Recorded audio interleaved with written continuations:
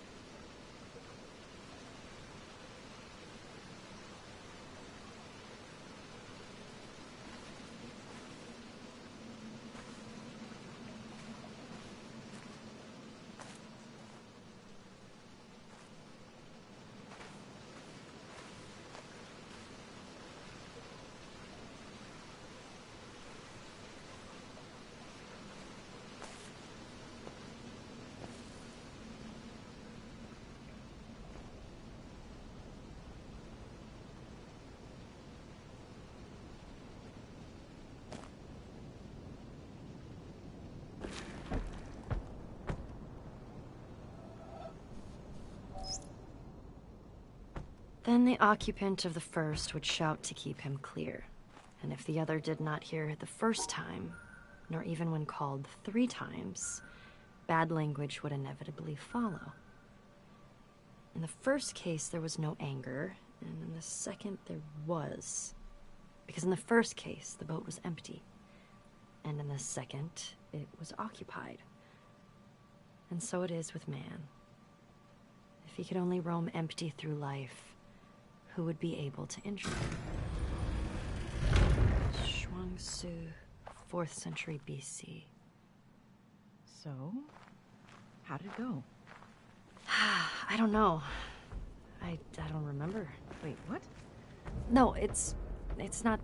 It's normal for me. I never remember my dreams. If I try right when I wake up, I can just barely remember fragments. Later in the day, even 20 minutes later, those fragments are gone. Unless I wrote them down. And if I read them later, it's like these are ramblings of a crazy person. Yeah, but then how do we know there aren't any side effects? I mean, do you remember everything else about your life? It's fine. I mean, we're just doing suppression, not lobotomies. I mean, everything is still there. In dreams, we often take on personalities that are a little different. We forget details of our waking life and remember fictions in their place. How does that happen? Well, we're just using the same pathways. That's fine. But really, how should I know if something's missing? If you forget a few random little things, how would you remember that you forgot? Nothing big is missing. I don't think. Wait, who are you again? Oh, God. Why did we let you go first? First hasn't happened yet. I was just dipping my toes into the pool. Real first happens when someone dives right in and gets to decide for themselves when to come out. Who's that gonna be? You? Ugh. I long for the days when we weren't sure we'd be doing anything this scary. It'll be fine. It's not scary. It'll be fun. So fun you don't even remember? Okay, no. Shoo. I want to re-record this one before I go home. I have some new ideas about it. What? Because of the test? Yes. Because of the test. Possibly. I thought you didn't remember anything. Interesting. Yeah. Have a good night. I'll see you tomorrow.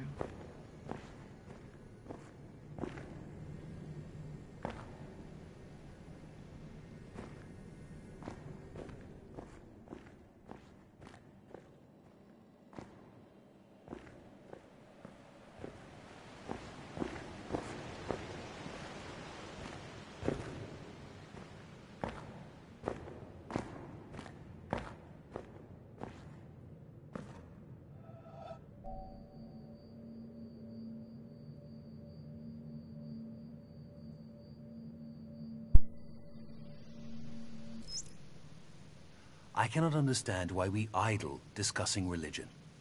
If we are honest, and scientists have to be, we must admit that religion is a jumble of false assertions with no basis in reality. The very idea of God is a product of the human imagination. It is quite understandable why primitive people, who were so much more exposed to the overpowering forces of nature than we are today, should have personified these forces in fear and trembling. But nowadays, when we understand so many natural processes, we have no need for such solutions. I can't for the life of me see how the postulate of an almighty God helps us in any way. What I do see is that this assumption leads to such unproductive questions as to why God allows so much misery and injustice, the exploitation of the poor by the rich, and all the other horrors he might have prevented. If religion is still being taught, it is by no means because its ideas still convince us, but simply because some of us want to keep the lower classes quiet. Quiet people are much easier to govern than clamorous and dissatisfied ones. They are also much easier to exploit. Religion is a kind of opium that allows a nation to lull itself into wishful dreams and so forget the injustices that are being perpetrated against the people. Paul Dirac, 1927, as related by Werner Heisenberg. So, you see what I'm saying here? Yep, this one doesn't fit either. How would you characterize the way in which it doesn't fit? Well, it's about arguing. And it's about being greatly disturbed by issues that are relatively small.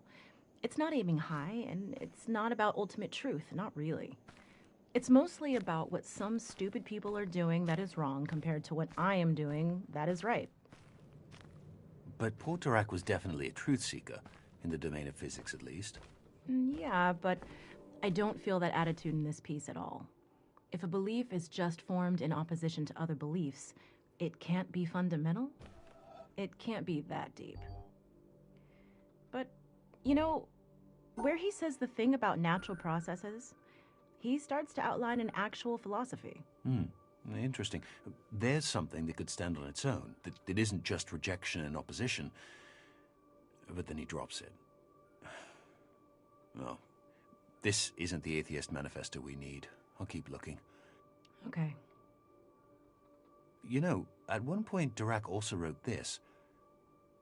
One could perhaps describe the situation by saying that God is a mathematician of a very high order, and he used very advanced mathematics in constructing the universe. I think he meant God in an Einstein kind of way. He said that? Same guy. Same guy. Later in life, though. People are strange. Scientists are stranger. Yes, they are.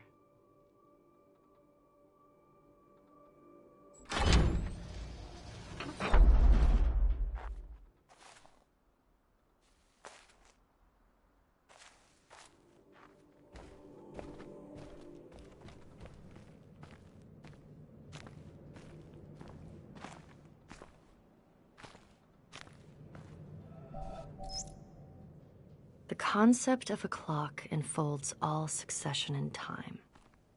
In the concept, the 6th hour is not earlier than the 7th or 8th, although the clock never strikes the hour, save when the concept biddeth. Nicholas of Cusa, 1450. That's mine, you know. Yeah. Well, I have some ideas about it, and I just wanted to give it a try. See how it goes? Next thing I know, you'll be taking over all the Kuza pieces. What kind of ideas? I don't know. Subconscious drives, right? Like, with anything creative. Did you feel this way before you did it, or after? Well, I think after. Yeah, mostly after. I had a seed of it before, even back when I first heard the piece, when you first picked it out. But I didn't really notice then. Now it's like the princess and the pea. I don't mean to be stepping on your toes, though. The drive is personal. I wanted to record this one so I can hear it the way I want to hear it. Just to set something right for myself. Okay. I'm gonna file this under the category of good problems to have. Your attitude to the piece changed or clarified, I guess, maybe based on the trip. Hey, that means it's working. I mean, something's working, right? Maybe. Back when we started, I would have counted us lucky to ever get this far. But here we are. Here we are. Record away. I will take my leave. Thanking you for this opportunity to introspect on my aversive feelings. You're welcome. I thought my voyage had come to its end, at the last limit of my power, that the path before me was closed, the provisions exhausted, and the time come to take shelter in silent obscurity. But I find that thy will knows no end in me, and when words die out on the tongue, new melodies break forth from the heart, and where old tracks are lost, new country is revealed with its wonders.